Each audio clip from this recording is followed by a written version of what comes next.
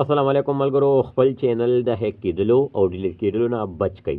څنګه یې بچ کړئ؟ په دې ویډیو کې دا طریقه در ښایم. څو خبرې دي چې تاسو په دې باندې عمل وکړئ. تاسو چې کوم دی دا عملي کوئ، تاسو چینل چې کوم دی د هیک کېدو نه او د ډیلیټ کېدلو نه بچ کېدلی شي. خو که دا ویډیو تاسو تر اخره پورې وکتله، تاسو به انشاءالله چې په دې کې کامیاب یئ. بالکل ویډیو چې کوم دی نه اوږدو، راځو خپل مدعا ته چې زمونږ مدعا څه ده نننی چې زمونږ کوم ټاپک دی خپل چینل د هیک کېدلو او ډیلیټ کېدلو نه بچ کړئ. ټیک ده، دا زمونږ سرلیک دی. دې نه علاوه چې کوم دی موږ سره راځي لاندې یو څلور پنځه طریقې دي چې هغه به تاسو اپلای کوئ. په دغه وجه بس تاسو چینل چې کوم دی هغه به څه کېږي، هغه به د هیک کېدلو یا د ډیلیټ کېدلو نه بچ کېږي. نمبر 1 چې کوم دی ساین وذ ګوګل مه کوئ. ټیک ده، کله چې تاسو په موبایل کې نور کوم آپشن کولاوئ، هغې کې تاسو سره راشي چې ساین وذ ګوګل. ټیک ده، تاسو یو بل ایپ ډاونلوډ کو، انسټال مو کو او هغه تاسو لاګین کوئ، نو هغې کې ساین وذ ګوګل غواړي.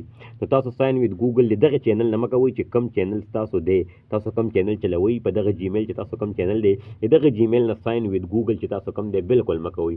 ډونټ ساین وذ ګوګل. ټیک ده، دا به تاسو نه کوئ دغه چینل نه. ټیک ده، دا نمبر 1. نمبر 2 چې کوم دی په هر یو ایمیل باندې به کلیک نه کوئ. ټیک ده، چې تاسو ته مطلب موبایل کې تاسو جیمیل باندې تاسو یو ایمیل راشي.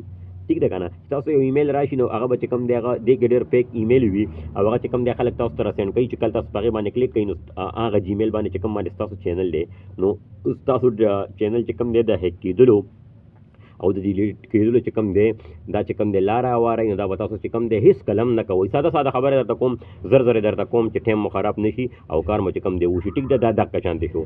یعنې په هر یو ایمیل باندې به تاسو چې کوم دی کلیک نه کوئ. ټیک ده که نه، ډونټ کلیک اني ایمیلز لینک.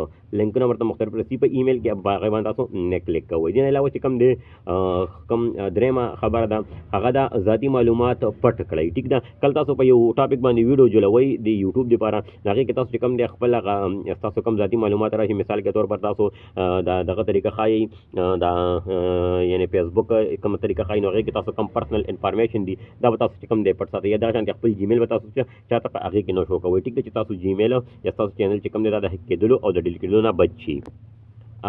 دې نه علاوه چې کوم دی موږ سره څلورمه چې کومه خبره ده، خپل د کور او کلي یا چې کومه ګلۍ د ستاسو د هغې معلومات، مثال کے طور پر تاسو یو ویلاګر وئ. ټیک ده، تاسو هغې باندې ویډیوګانې جوړوئ، نو تاسو چې کوم ویلاګ کوئ، تاسو هغې کې چې کوم دی خپله کوڅه موسه چې کوم دی کوډ دا به تاسو نه شو کوئ. ټیک ده، پنځمه طریقه او چې کوم دی هغه دغه ده چې زیاتې ټیک ده هیشټیګ یې مه لیکئ په ډسکرپشن کې. تاسو کوم ډسکرپشن ورکوئ، یوټیوب ویډیو تاسو جوړه کړه، هغې کې تاسو ډسکرپشن ورکوئ، نو هغې کې تاسو چې کوم دی هیشټیګ چې کوم دي دا انتهایي کمې 4 5 شپږو پورې چې کوم تاسو یوز کولی شئ. سیوا نه شئ یوز کولی، مثال کې یوز کولی شئ، خو سیوا مه یوز کوئ چې ستاسو چینل روان وخت کې محفوظ وي.